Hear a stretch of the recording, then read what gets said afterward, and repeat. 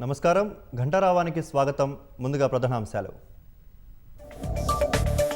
ఇవాళ ఉత్తర తూర్పు తెలంగాణ జిల్లాలకు భారీ వర్ష సూచన. అప్రమత్తంగా ఉండాలని వాతావరణ శాఖ హెచ్చరిక.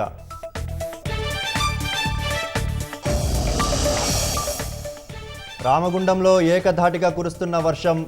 ఓపెన్ కాస్ట్ గనుల్లో బొగ్గు ఉత్పత్తికి తీవ్ర అంతరాయం.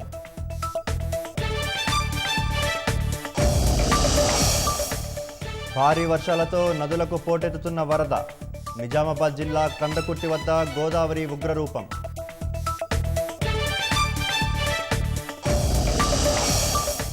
అగ్ని ప్రైమ్ క్షిపణిని విజయవంతంగా పరీక్షించిన భారత్. 2000 కిలోమీటర్ల దూరంలోని లక్ష్యాలను ధ్వంసం చేసేలా రూపకల్పన.